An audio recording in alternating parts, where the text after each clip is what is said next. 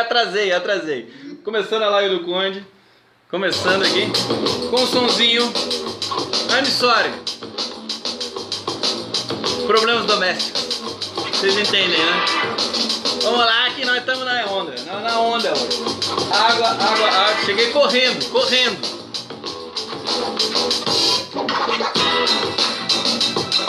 Vamos lá. Todo mundo aí? Tá todo mundo aí? Tá tudo bem aí? Vocês estão bem? O que vocês estavam fazendo? Onde vocês estavam? Fala sério.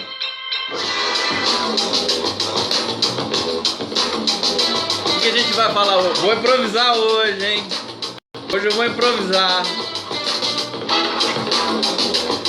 Vamos nessa? Eu tô meio desolado. Parece, né? É reação nervosa, né? O cara fica desolado e ri. É o riso nervoso do Conde. Pensando em falar pra vocês aqui questõezinhas da imprensa brasileira. Comunicação. Então, vamos lá. Vou pegar o meu roteiro. Vamos curtir um pouquinho o som para pegar no tranco e a gente raciocinar com soberania intelectual política. Sem covardia, sem medo, sem ceticismo. Live do Conde a sangue nos olhos.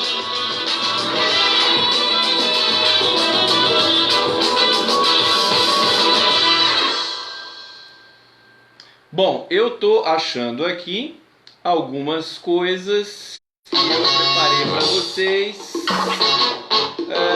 Vamos começar a falar, né? Eu acabei de publicar uma pequena pílula, né?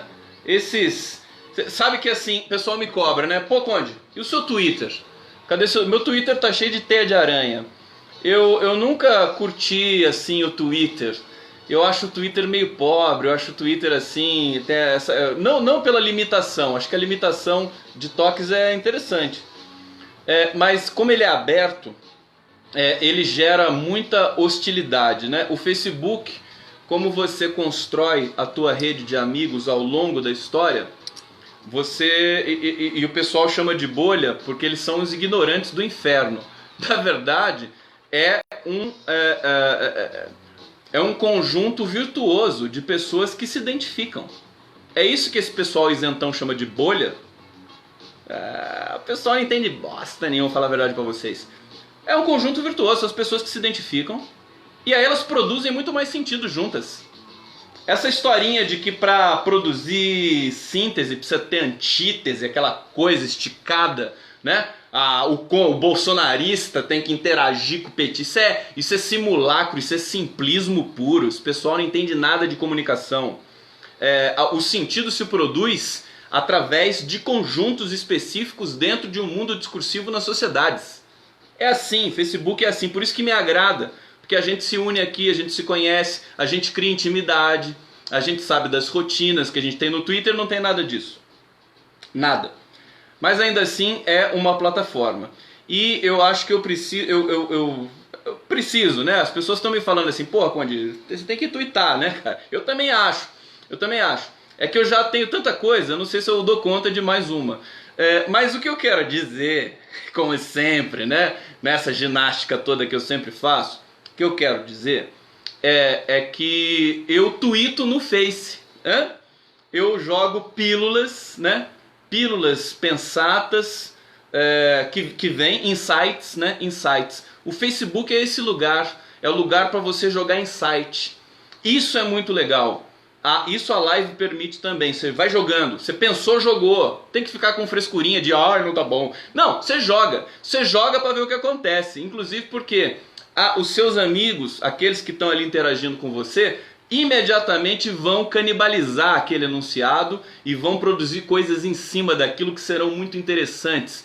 Praticamente é quase como que o inconsciente operando coletivamente. Isso é muito legal. Isso pode ser revolucionário. Enfim, são ideias também que a gente vai tendo e vai jogando para poder curtir. Essa coisa, tem que ter tesão nas coisas que você faz. O próprio usuário do Facebook, rede social que eu gosto muito, né? Ele tem que ter tesão naquilo lá. Tem que ser legal. Tem que ser legal a interação. Isso é muito importante.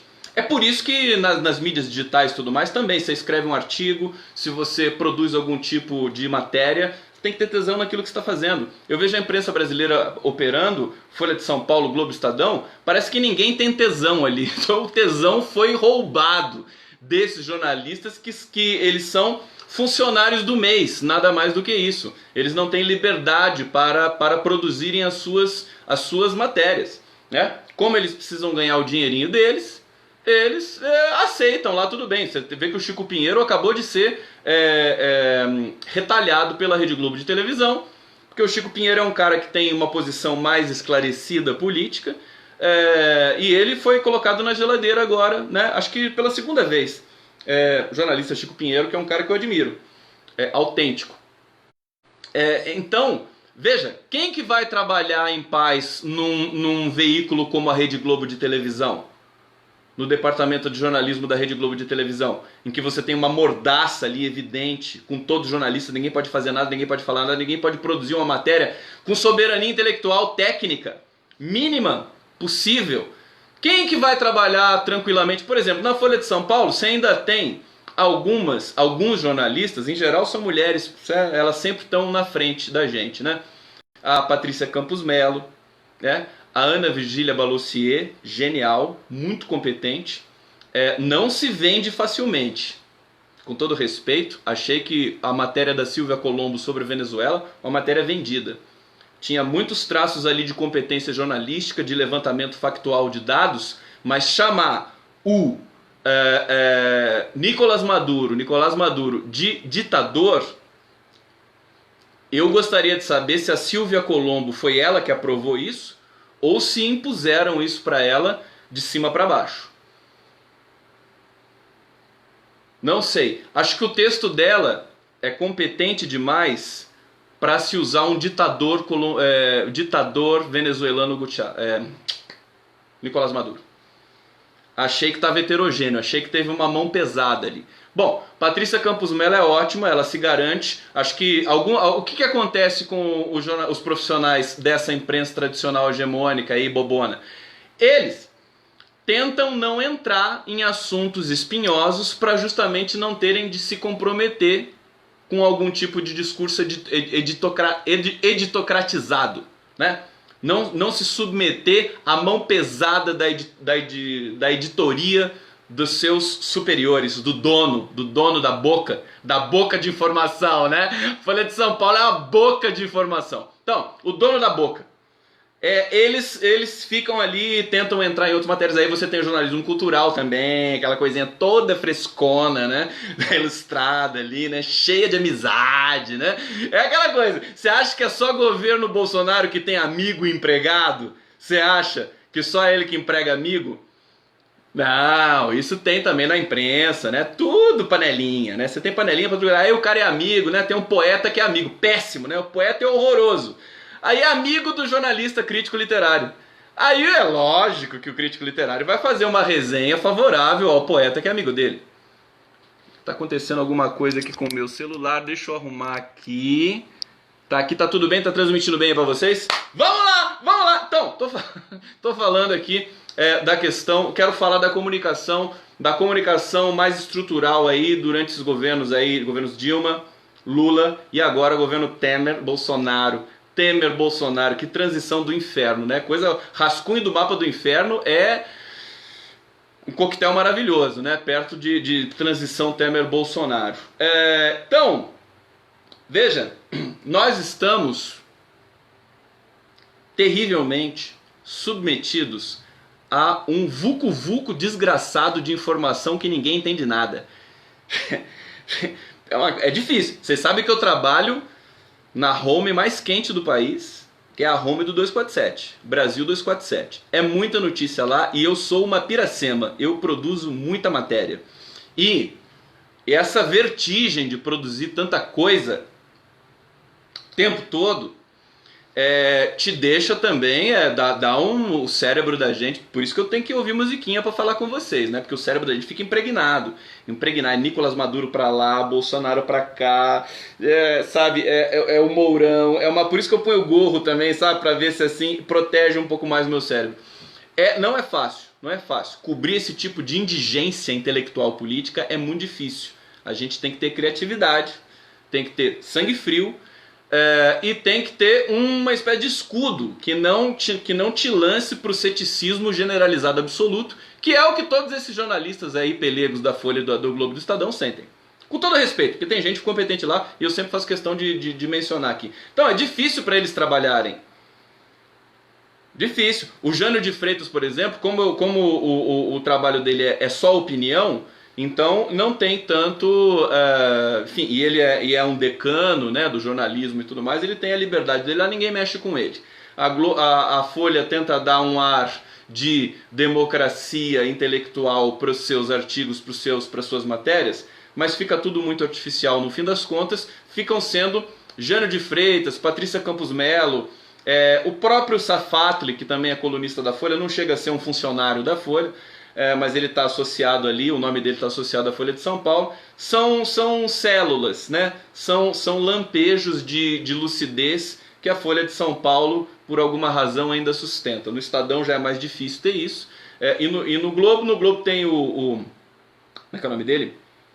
O Melo Franco, né, que também produz alguma coisa, mas é muito difícil. Você percebe que você tem ali uma editorialização, uma mão muito pesada, muito forte. A imprensa brasileira cada vez mais, né, fica com essa pecha de imprensa manipuladora, mesmo, totalmente diferente da imprensa americana, da imprensa europeia, que não são santos. Eles não são santos. O problema é que eles não são mafiosos como os brasileiros. Os brasileiros são mafiosos mesmo, né? É uma cultura realmente muito, muito delinquente. Bom, eu não quero só ficar falando disso, eu quero falar de uma percepção mais geral. E antes de entrar nessa percepção geral da comunicação da imprensa brasileira, eu quero dizer aqui para vocês algumas pílulas tuitáveis que eu joguei no Facebook, né? Eu acabei de jogar uma que é assim, nós temos basicamente 3 movimentos nesse momento no Brasil, né? Se ainda tem muita gente que tem medo de defender o PT. É muito louco isso. Tem muita gente que ainda vive naquele momento de ódio generalizado ao PT. Tem medo. Tem medo de de sofrer consequências sociais por defender o PT. Vocês percebem que eu tenho muito medo, né, de defender o PT, né? Morro de medo. As pessoas têm medo. E pessoas que são progressistas, que querem. Você percebe que tem muita gente que quer. Ela quer elogiar o governo Dilma, ela quer elogiar os governos Lula, mas ela fica ali meio se retorcendo para dizer isso.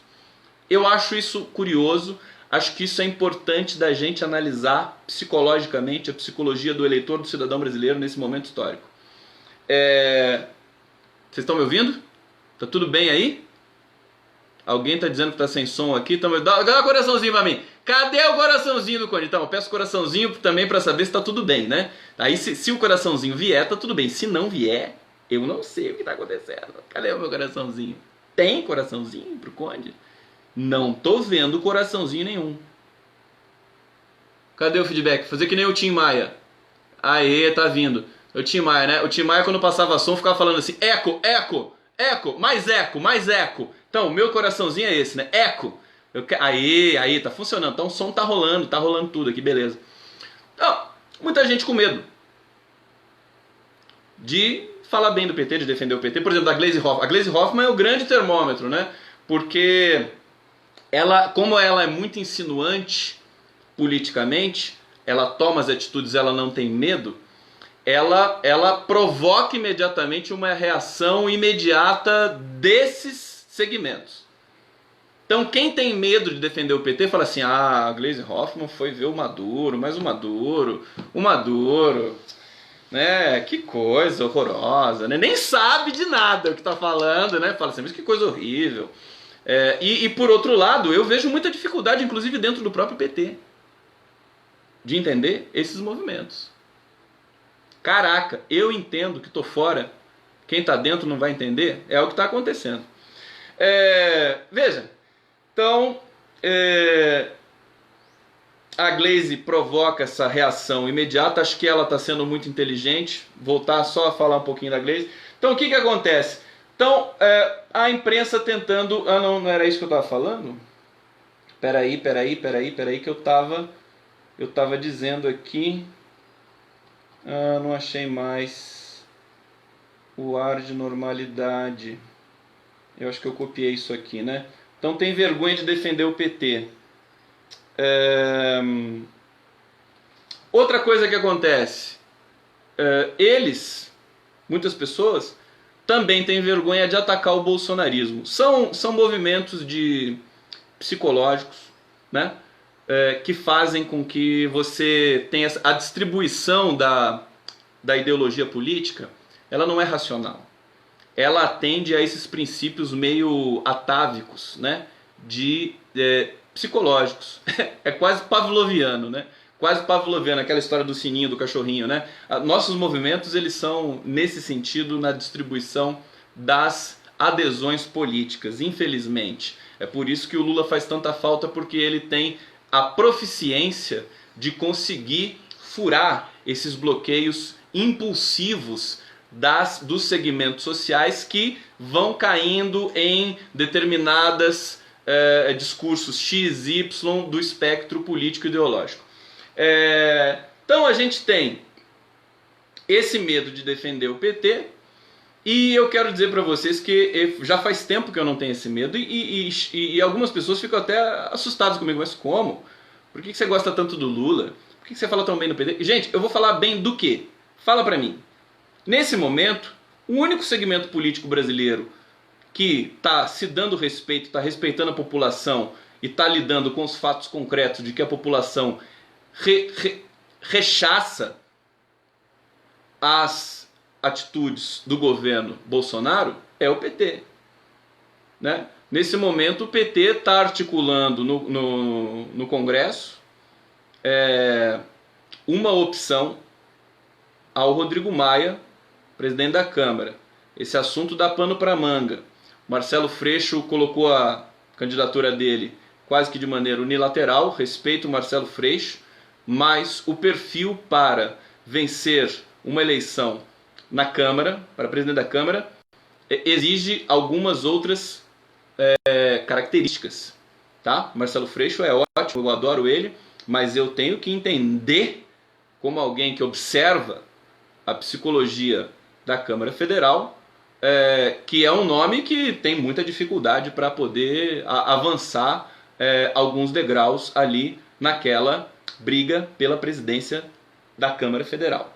Agora, o que eu quero dizer para vocês de cara, importante dizer isso, falei isso hoje com meu amigo Léo Atush no Bom Dia. Ao aceitar o apoio do bolsonarismo, o Rodrigo Maia fez uma aposta muito arriscada. Muito arriscada. Eu estou vendo que ele corre o risco de acabar ficando perdido na tradução no meio do caminho. Eu estou percebendo a seguinte coisa na Câmara. Atenção, hello, Glaze, PT, Lula, todos vocês aí. Attention, please.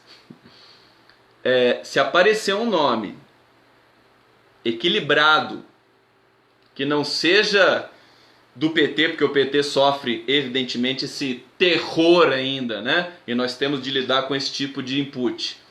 Essa fobia, né, ainda existe, a imprensa vai ficar histérica, né? Se o PT lançar um candidato à presidência da Câmara, a imprensa brasileira fica histérica, se joga no chão, grita. Então vamos ser um pouco espertos, né? Vamos ser um pouco espertos e produzir, digamos, um candidato que saia de um outro lugar, que tenha uma representatividade mais geral. Porque a presidência dessas casas, do Senado e da Câmara, precisa de um perfil de alguém que converse com todos os lados. Não pode ser alguém... por exemplo, a Gleisi Hoffmann jamais poderia ser candidata à presidência da Câmara. Nesse momento, inclusive, sem nem pensar. Ela sabe disso. As pessoas sabem disso. O perfil tem que ser de um cara que... Entendeu? Que tem jogo de cintura, que conversa. Não tem jeito de escapar disso. A gente não está na Noruega. Entendeu? E nem na Noruega é assim, né? O mundo político ele é selvagem em qualquer lugar do mundo. E ele tem demanda dessas situações em todos os lugares do mundo. A Câmara Americana também é a mesma coisa.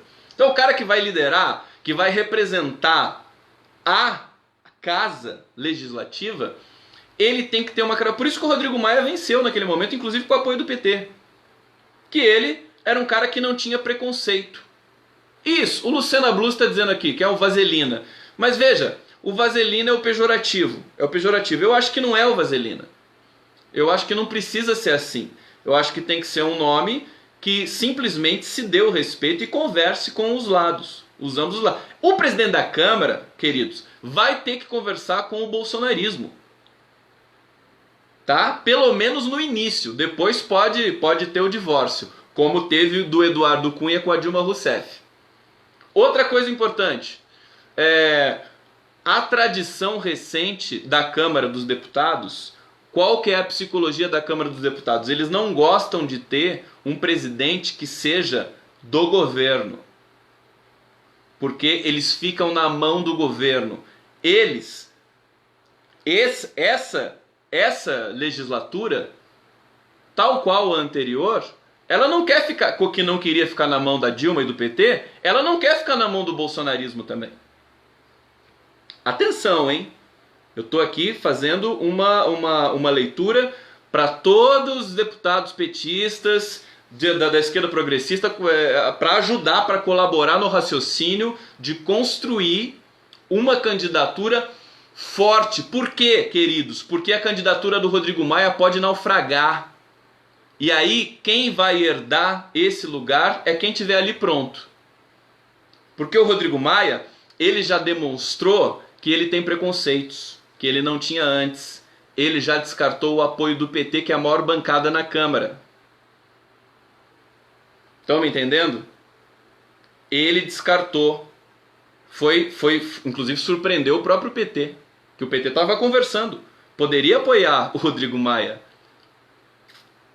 Tá certo? Então, veja, ele tá pisando num terreno minado. Eu tô sentindo isso daqui, lendo as matérias e vendo. Você vê na foto do Rodrigo Maia que ele tá sob forte tensão. Tá forte tensão. Vou falar da dancinha do Queiroz, calma que eu já falo. Obrigado por lembrar. Quem me lembrou aqui, não deu tempo de ler o nome, tá? Então, o Rodrigo Maia tá enfraquecido. Receber o apoio do bolsonarismo assim, daquele jeito, como o primeiro de todos, o bolsonarismo só tem 3 partidos que apoiam o governo. O PSDB já foi correndo também apoiar o Rodrigo Maia, né? Perigoso. Eu acho que o Rodrigo Maia, eu acho que tem uma chance muito grande, não da esquerda, mas da legislatura se organizar e produzir um candidato que tire o Rodrigo Maia da jogada. E o Rodrigo Maia saindo da jogada, como é que funciona a cabecinha do deputado, mesmo o deputado de direita, supostamente bolsonarista? Você coloca um ingrediente novo e você zera todas as negociações que vinham sendo costuradas pelo próprio Rodrigo Maia, pelo Sérgio Moro, pelo Bolsonaro, pelo general Heleno. Rodrigo Maia tá assim com todos eles, tá próximo demais do governo. Eugênia Loureiro me perguntando qual o nome. Não sei, eu sei o perfil. O perfil tem que ser um nome que não tenha preconceito nem com o bolsonarismo. Que tenha, como o Renan Calheiros já falou no Senado. O Renan Calheiros falou, converso. Vem conversar comigo. O cara, gente, a política... Vamos conversar sério esse negócio aqui. Música, e agora vem a epifania aqui. Fala sério. Ninguém entende nada mais, eu também não entendo. Então vamos botar a música e vamos falar o seguinte. Vamos botar, botar os pingos nos bois. E dar nome aos is. Beleza? Pega o cara comigo. E toma água. Né?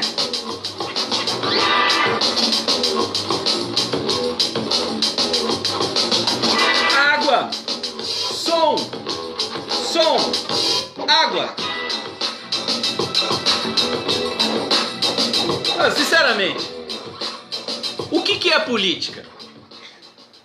Fala pra mim. O que é política? Defina política pra mim. Sem aquela coisa de dicionário, né? A arte de... não sei o quê. Gente, política é conversar. Política é nada mais, nada menos do que conversar. Política não é aniquilar o adversário, é exatamente o contrário. Tá certo? Essa é a arte política. Por isso que muita gente torce o nariz. Ai, você vai conversar com ele? Vou, porque eu sou político. Entende? Veja, não pode ter preconceito. Não pode ter preconceito de conversar. Ah, vou conversar com o bolsonarista, cara, pô, burro pra caramba. Cara, né, com aquele projeto de distribuir arma, não concordo com ele, mas enfim, o cara foi eleito. Bolsonaro foi eleito no meio de uma fraude, mas ninguém vai conseguir desbaratar isso. Falta tecnologia, falta substância intelectual para o nosso TSE e coragem também, né, para fazer isso. Então, enfim, tem que conversar com esse cara. É assim que você vai derrotar ele. Na conversa. Você não vai derrotar o cara jogando e deixando ele numa zona de incomunicabilidade. Essa é a negação da política. Então veja, como a gente sabe que são muitas percepções e você tem muitas sensibilidades em jogo e tem gente que não conversa com ninguém mesmo e é assim, que a cultura brasileira também é um pouco assim, etc.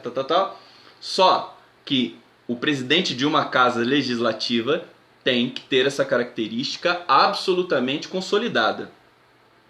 Então, vamos chegar então nesse nome? Eu não sei o nome, eu sei o perfil. Então tem que ser alguém, de preferência, não de um partido explicitamente de esquerda.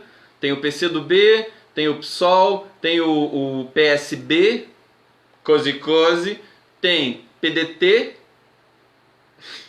Sempre que eu falo PDT eu lembro do Ciro Gomes e dá um problema aqui. PT. Acho que tem mais alguns também de esquerda. Se for um nome da esquerda, é difícil. Na atual conjuntura é difícil. O que eles poderiam tentar costurar? Um nome de um partido que não seja essa coisa grotesca como o PSL, mas que seja de alguma tradição interlocutória dentro da Casa Legislativa da Câmara Federal. Pode ser do PMDB. Gente, ou faz política, né? Ou você volta para casa. Tá na Câmara, tem que fazer política. Fazer política com soberania, tá? Inclusive técnica. Então, eu tô vendo uma oportunidade única para interromper o prosseguimento do Rodrigo Maia na Câmara Federal. É só achar o nome certo. Tá? Petistas, comunistas aqui do Partido da Manuela.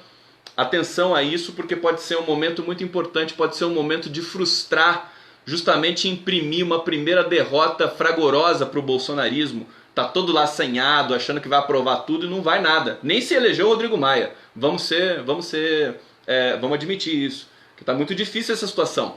Você vê, a Câmara Federal não quer aprovar a reforma da Previdência. As pesquisas que eles fazem lá não dá a aprovação da reforma da Previdência. E aí? Vocês percebem como é um jogo muito complexo e tal. Então eu tô vendo o Rodrigo Maia enfraquecido. Acho que ele fez uma aposta muito arriscada. Acho que ele... Sabe quando o cara queima a largada? Ele queimou a largada. O Usain Bolt lá, aqueles caras 100 metros, tal, corrido. Queima a largada. Queimou, porque aceitou muito fácil o apoio do bolsonarismo de cara, e o bolsonarismo é um campo político que detesta a conversa, ele detesta o diálogo, tanto que já obrigou o Rodrigo Maia a bloquear o diálogo com o PT. Então, o momento é importante. Bom, fica a dica para a Câmara Federal. Espero depois, não sei se eu consigo produzir um artigo sobre isso, porque o tempo está muito exíguo. Então, imprensa, e aí a gente vai, aí eu vou mergulhar agora no movimento da comunicação da imprensa brasileira versus blogosfera, versus coberturas múltiplas de redes sociais e tudo mais. Acho que é melhor falar da dancinha do cara primeiro, né? Do Fabrício Queiroz, né? Gente, eu acordei hoje, fui trabalhar, né? Primeiro fui preparar, né, as coisas aqui, né? Preparar para começar a trabalhar, depois editar o site Brasil 247. E eu sempre abro o Facebook de manhã, a primeira coisa que eu faço, para ver, assim, inclusive as postagens que eu coloquei, os comentários de vocês, ver o que aconteceu, sempre tem novidade ali. Facebook é uma fonte importante, primária, de informação para mim, porque eu constituí um Facebook com esse perfil. Eu recebo muita informação qualificada do Facebook, tá? E depois, essa informação, depois de verificada, elas vão para as mídias digitais. Mais basicamente é o protocolo, inclusive da imprensa tradicional. Eles têm preconceito com o Facebook, mas os jornalistas estão lá direto, tentando prospectar coisas que são mais quentes, que são as coisas de ordem pessoal. Quer dizer, o cara vê lá, ele publica na página dele. E foi assim que eu vi o vídeo do Queiroz, do Fabrício Queiroz, na página de uma amiga minha. Nem guardei o nome, mas eu vi, eu falei, cara, será que isso é real? Né? Pensei comigo assim. E aí fiquei chocado com aquilo, comecei a fazer minha edição, logo mais comecei a interagir com os colegas editores, fui confirmar a informação, realmente era verídico aquilo lá, achei um vídeo com mais qualidade, e aí vamos direto então factualmente para aquilo lá, para a leitura daquele episódio. É chocante, né? Me lembrou um pouco a dancinha da Ângela Guadagnin, no Congresso Nacional, na Câmara Federal, e a Ângela foi execrada. Vocês sabem disso. A Ângela nunca mais se reelegeu depois daquilo. A Ângela é minha colega aqui, ela mora aqui em São José dos Campos, uma pessoa que eu admiro muito, inteligente. Foi uma infelicidade dela, foi uma manifestação na verdade, de alegria, porque tinha ganhado uma votação. Mas a imprensa demonizou aquilo de uma maneira extremamente preconceituosa. Destaque-se o fato dela também ser uma mulher, né? E aquilo foi lido, porque se um homem dançasse, não sei se a imprensa ia demonizar daquele jeito, não. E aquilo foi lido, quer dizer, destruiu a carreira política da Ângela Guadagnin. Que foi uma excelente prefeita em São José dos Campos. Tem gente que não gosta, mas são essas pessoas de sempre, né? Tem gente que horrível, né? Eles acham tudo horrível e não fazem nada, não propõem nada para pôr no lugar. Propõem Bolsonaro, né? Propuseram Bolsonaro. A dança do Queiroz, acho que é no Albert Einstein, porque afinal de contas é lá que ele estava internado. Hospital mais caro do Brasil.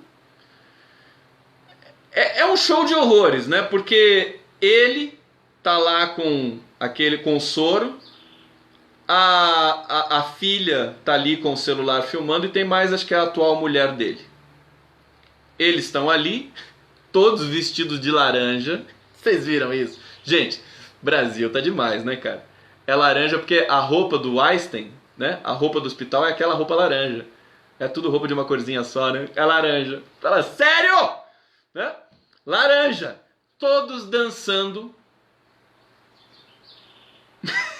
Não era assim, né? E a filha lá dizendo assim, vai pai, agora dança, agora dança. Uma coisa grotesca, né?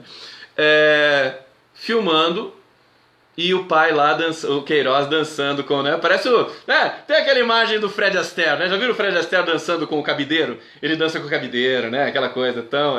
Como é que é o nome daquilo? Acho que é o cabideiro mesmo, né? É lindo aquilo, né? Dança. Mas o Fabrício Queiroz não é o Fred Astaire, né? Tá na hora de ver o Fred Astaire de novo. Vou postar o Fred Astaire daqui a pouco, que é a coisa mais linda do mundo, ele dançando com o cabideiro no Piccolino, né? Piccolino, clássico de cinema, né, dos musicais americanos, coisa mais linda do mundo. Fred Astaire. Então, o Fabrício Queiroz não é o Fred Astaire. Aí ele ficou lá, todo duro, Robocop, dançando com aquele negócio lá. Entendeu? E a filha dele, dando gargalhadas de deboche. Não é de felicidade, não é porque o pai se curou, não é por nada disso. De deboche explícito. Aquilo foi uma provocação escancarada a todo mundo que quer ver apurado a questão lá da movimentação bancária do Fabrício Queiroz. Foi uma resposta, e foi uma resposta prepotente. É básico, interpretação elementar daquelas imagens. E a imprensa tradicional não repercutiu ainda, hein? Não vi na Folha, não vi no Globo, não vi no Estadão, o que é um absurdo, porque a Ângela Guadagnino eles repercutiram imediatamente, passaram sem parar dias e dias. E essa do Fabrício Queiroz eles nem chegaram perto. E é um escândalo terrível. Por quê? Porque eles estão ali dizendo, com aquela gargalhada, aquele deboche, eles estão dizendo ali, ninguém vai pôr a mão no meu pai. Né? A filha dele, ninguém vai pôr a mão, meu pai é amigo do Bolsonaro, é amigo do Flávio, é amigo do Jair, é amigo. Ninguém, a gente não vai depor, a gente não vai comparecer, ninguém vai fazer nada. E eu vou rir e esfregar na cara de vocês. É isso que aquele vídeo diz. Todo mundo concorda comigo, né? Que é isso, né? Então, essa é a nossa imprensa. Ela se omite. Ela não vai repercutir essa notícia. Que é uma notícia, é a notícia mais importante de hoje. Disparado. Disparado. Porque é um assinte à população brasileira. Agora, vamos esperar. Cadê as redes de esquerda via WhatsApp? Isso não é fake news. Isso poderia ser disparado por WhatsApp como um serviço de informação ao usuário. Usuário do WhatsApp. Também, então, a gente precisa aglutinar algum tipo de estratégia para os partidos que fazem oposição a esse governo imundo, para poder informar a população protegido pelo Moro. Exatamente. E o Sérgio Moro vai falar o que da dancinha do Fabrício Queiroz? É uma coisa totalmente absurda. É um governo atípico, né? Tudo é atípico. A movimentação bancária é atípica, o governo é atípico. Quer dizer, é uma imundície total generalizada. E o que me espanta é que a imprensa tradicional ignora esse tipo de notícia. Eu entendo que ela vai fazer estrago assim mesmo. Já repercutiu muito, viralizou completamente pelas redes sociais e vai ser um desgaste grande para esse governo, mais uma vez, né? Não para de se desgastar. Hoje o editorial da Folha de São Paulo, deixa eu tomar uma água aqui que eu tô com a boca muito seca e quando eu tomo água eu tenho que pôr música, senão eu não consigo, não desce a... Tô brincando. Não, você acha? Você acha? Não. Seria neurose demais, né?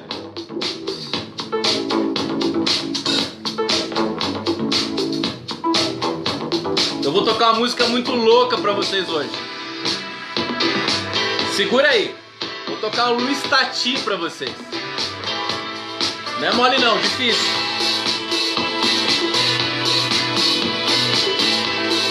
Ó. Então, situação dramática. Hoje, o Bolsonaro deu um cargo pro general Vilas Boas. Mais um general empregado nas tetas eróticas do governo Bolsonaro, né? É a teta, né? A teta gigantesca, né? É amigo, é general, né? Tem pra todo mundo, né? Se é fã antipetista, melhor ainda, né? Deu mais uma teta ali, né? O cara já tem o general já tem o salário, já tem o volume de privilégio que as Forças Armadas brasileiras têm, que nem as americanas e as britânicas têm. Estão fora da reforma da Previdência, fora da legislação trabalhista, fora do direito, fora de tudo. Né? Só falta ficar fora do Brasil, né? Forças Armadas. Não sei se o soldado se as patentes inferiores também têm tanto privilégio assim. Porque soldado, né, Forças Armadas, o negócio é general, né? General, coronel. Começou a descer, é povo. E povo, esculacho neles, né? Porque soldado que eu conheço vive com dificuldade, viu, cara? Soldado, cabo, né? Não é mole a vida desses caras. Não ganham bem, não. Então, acho que é isso que funde um pouco a cuca dessa hierarquia militar de quinta categoria que nós desenvolvemos aqui no Brasil, né? Porque como os governos democráticos petistas gostam de produzir justiça social e distribuição de riqueza, ainda que seja uma maneira difícil e muito gradual, né? Ele provavelmente teria uma política ali de subir o soldo, né, das patentes mais baixas e equalizar um pouco, né?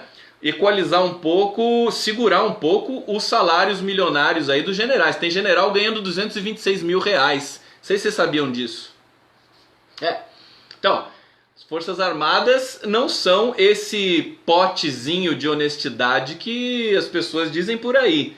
Como o Poder Judiciário tem juiz ganhando mais de 200 mil reais com a série de pinduricalhos que eles agregam durante a vida deles, né, no trabalho, auxílio moradia, bônus, não sei porquê, que teve uma função a mais, tudo mais. Nas Forças Armadas também tem isso. Então você tem distorções de toda sorte em todo lugar.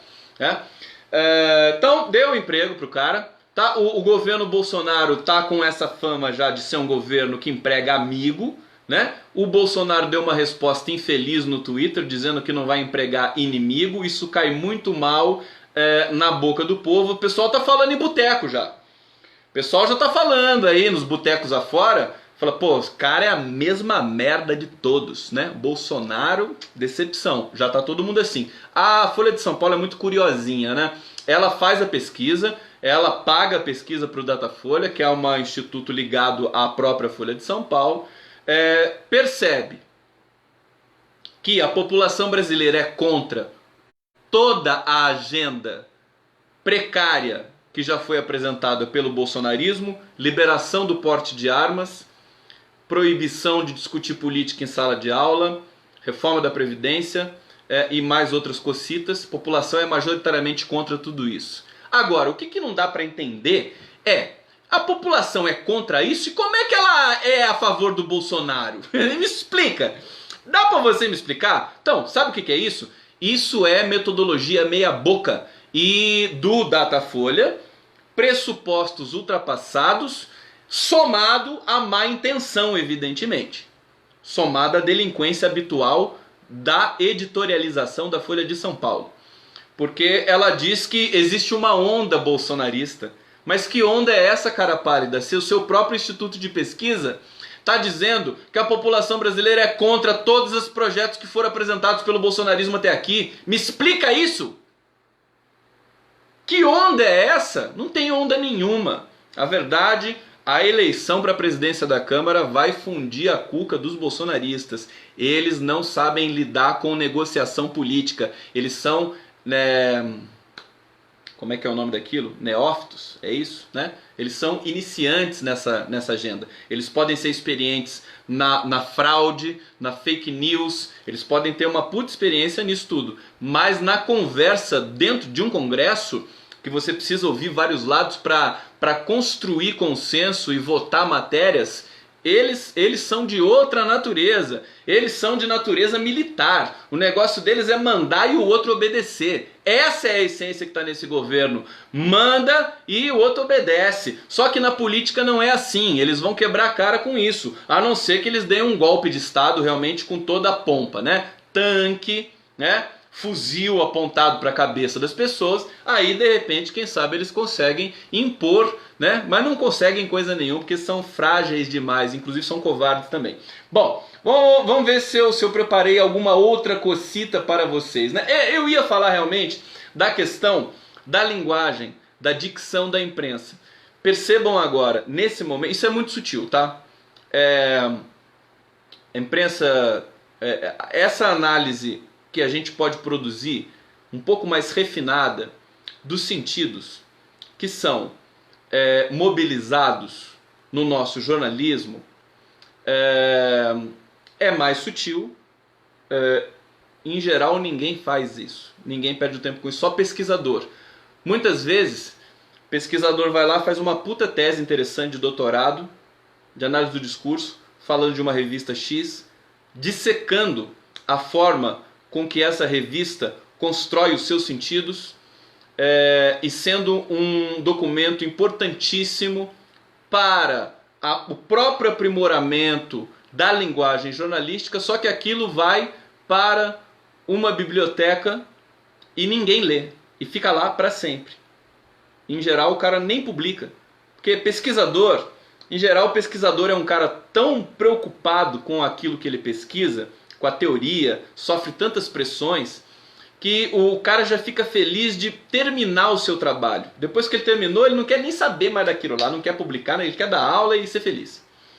Então tem muito isso, tem muito trabalho importante sobre jornalismo que ninguém sabe, que ninguém lê. Tem um trabalho maravilhoso de uma amiga minha chamada Fabiana Micheletti sobre o discurso tucano. Acho que não foi publicado por nenhuma editora até hoje. Está lá na biblioteca da Unicamp online, tem muitas coisas interessantes lá. Mas ler uma tese não é trivial. Em geral, o jornalista não lê tese, né? O jornalista gosta de ler coisas facilitadas, porque eles também produzem textos facilitados. Isso é uma espécie de paradigma para eles, né? Não dificulta muito, senão o leitor não vai entender. Eu sou contra isso, sou totalmente contra isso. O meu perfil do Facebook, vocês estão me vendo aqui, todos vocês podem ter certeza absoluta. Eu nunca facilitei nada dos textos que eu publico em rede social e que eu tenho imenso prazer em publicar. Eu publico primeiro na rede social e depois nas mídias alternativas. Porque aqui eu tenho o termômetro imediato, eu tenho a resposta imediata, a percepção do leitor. E eu não gosto de facilitar, usar palavrinhas fáceis, períodos curtos. Eu violento realmente o leitor. Porque eu acho que assim você constitui um leitor extremamente qualificado para o seu pensamento, para o seu trabalho. Isso é importantíssimo para mim. É uma tese que eu defendo um pouco de maneira solitária. Porque, em geral, o jornalista ele gosta de facilitar o texto, facilitar a linguagem. Eu não. Por isso que eu faço essa digressão, essa vertigem de informações e tal, que é justamente para perturbar a cabeça de vocês, entendeu? Não é? Eu não quero confete, eu só quero coraçãozinho. Coraçãozinho eu quero. Por isso que eu peço coraçãozinho. Já que ninguém vai dar coraçãozinho para mim mesmo, porque é tortuoso o bagulho aqui, então eu peço coraçãozinho para vocês, para ser uma coisa explícita. Então, só para introduzir esse assunto para vocês. A imprensa, então, uma análise que nós poderíamos fazer, constituir, posso eventualmente produzir um artigo realmente um pouco mais detalhado sobre isso, é que a imprensa neste momento é totalmente fora da normalidade de um presidente eleito nessas condições, com um perfil autoritário, fascista, violento, desorganizado, subintelectual. É tudo tão fora da caixinha da curva que a imprensa faz um movimento nesse momento homogêneo, tentando dar um ar de normalidade a tudo isso. Percebam vocês como são as coisas. A imprensa tenta dar um ar de normalidade, tratar o Bolsonaro como um cara normal, democrático, que vai lá sofrer as pressões e votar alguma coisa. Ela não consegue se conectar com a percepção coletiva real que está descrita nas pesquisas que o próprio Datafolha vem fazendo, os próprios institutos de pesquisa vêm fazendo, de que tudo isso é uma grande fraude, é uma fraude gigantesca contra o país. Então, mas ela tenta dar esse ar de normalidade, faz uma manchete eufêmica, né? Aquela coisa do tucanismo, né? Aí tem toda aquela legião de colunistas isentões que vão lá com as suas respectivas caras de pau, né?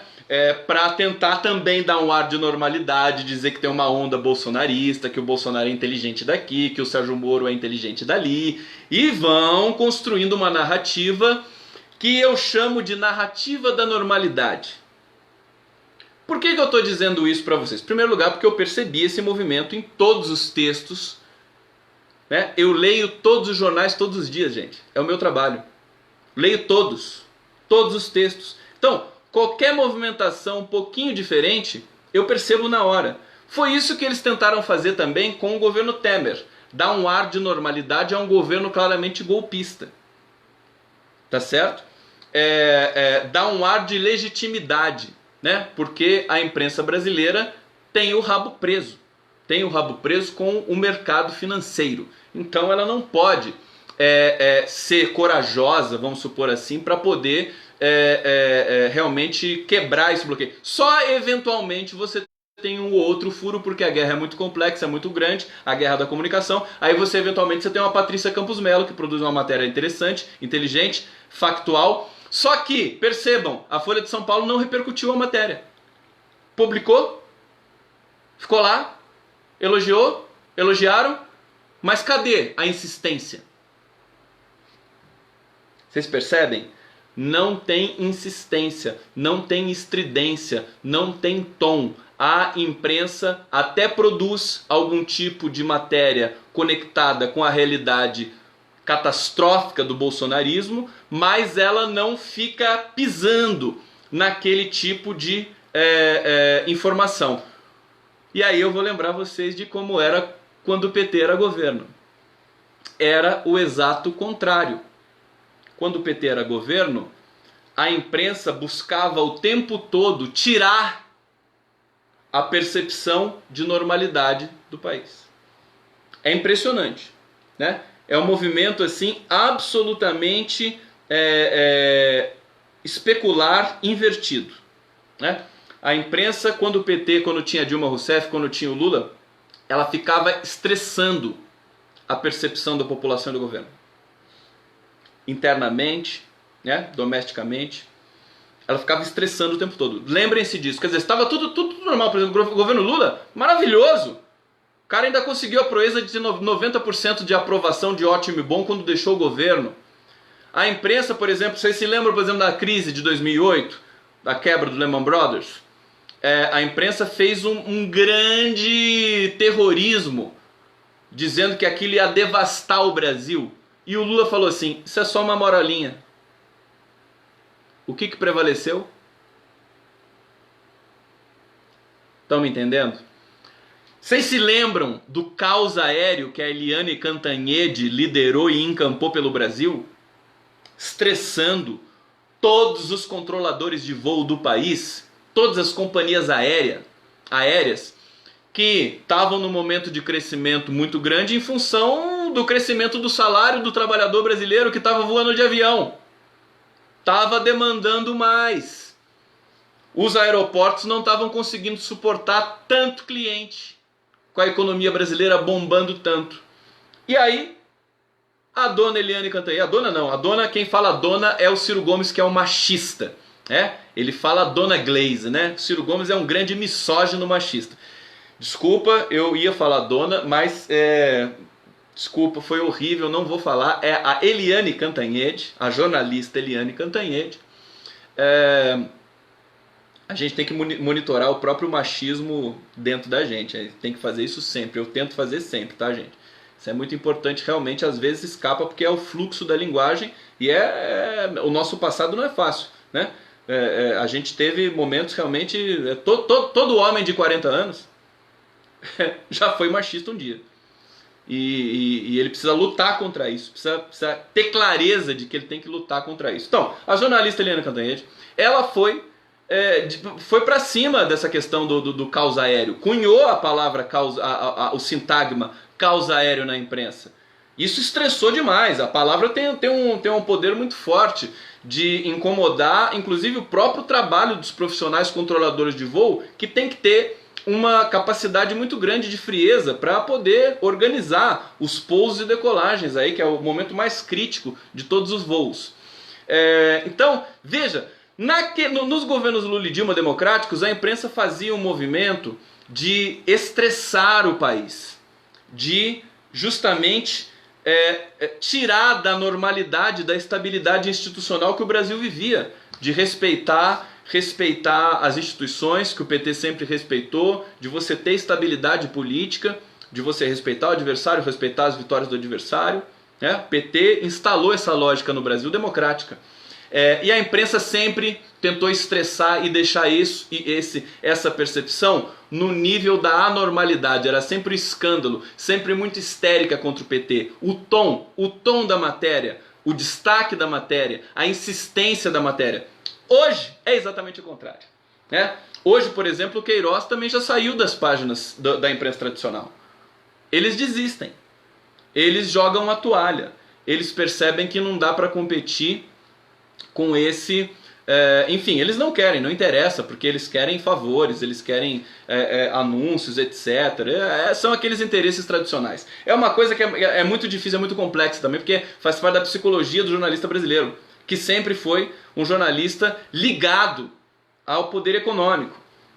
Nós não temos uma tradição de um jornalismo assim livre, um jornalismo independente, salvo raras exceções em alguns momentos, e hoje a blogosfera, que também tem os seus interesses, mas que pelo menos acho que deixa isso bastante claro quando enuncia dentro de um blog, dentro de um site, que você sabe, você tem o currículo dos caras, que não tem um editor ali com a mão pesada dizendo o que você tem que escrever ou não.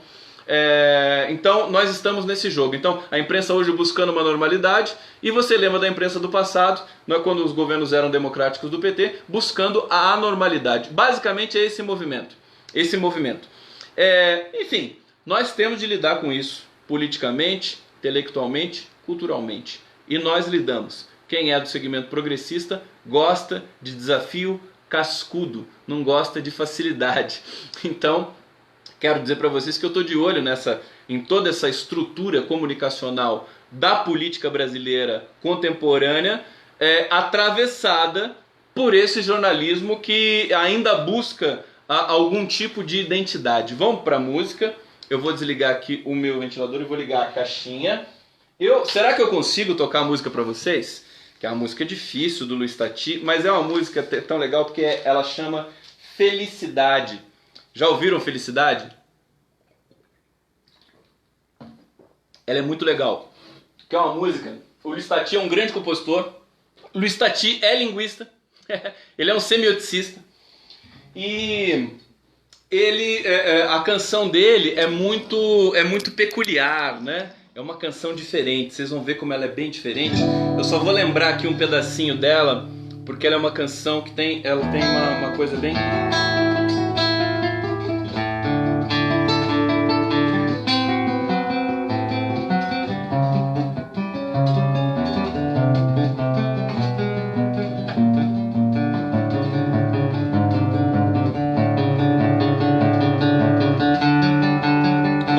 Felicidade. Sintam só essa canção.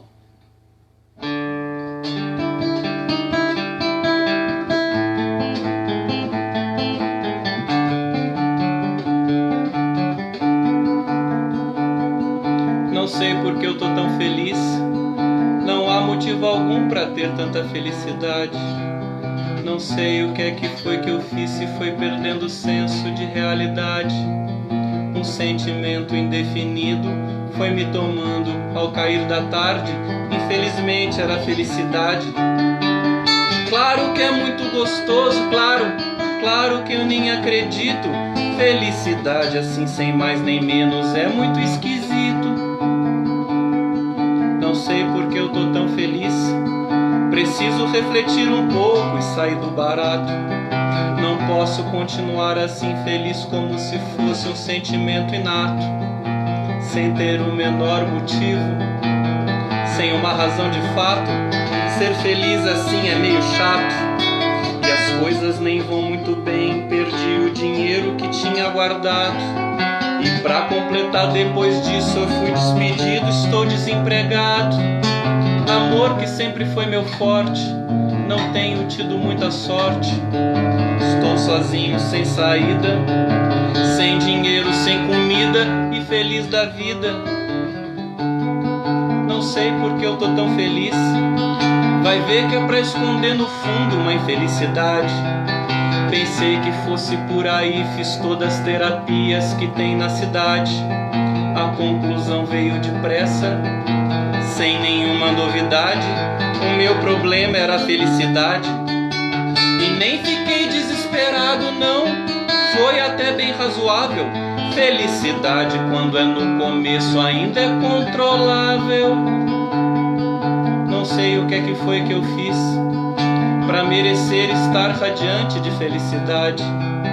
Mais fácil ver o que eu não fiz. Fiz muito pouca coisa aqui pra minha idade. Não me dediquei a nada, tudo eu fiz pela metade. Por que então tanta felicidade? E dizem que só penso em mim, que sou egoísta. Tem gente que põe meus defeitos em ordem alfabética e faz uma lista, mas nada disso justifica felicidade. Independente dos motivos, dentre todos os felizes sou mais feliz. Não sei por que eu tô tão feliz, e já nem sei se é necessário ter algum motivo. A busca de uma razão me deu dor de cabeça, acabou comigo. Enfim, eu já tentei de tudo. Enfim, eu quis ser consequente, mas desisti, vou ser feliz pra sempre.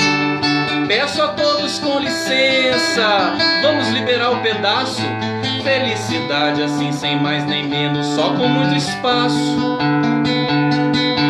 Peço a todos com licença, vamos liberar o pedaço. Felicidade assim, desse tamanho, só com muito espaço.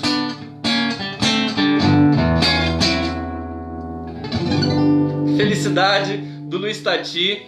Valeu vocês ficarem aqui comigo na live do Conde. Saudações a todos vocês, muito obrigado. E a gente se encontra na próxima live do Conde com mais uma leitura sobre as questões da imprensa brasileira e da política de Brasília. Valeu, um beijo pra vocês e até a próxima.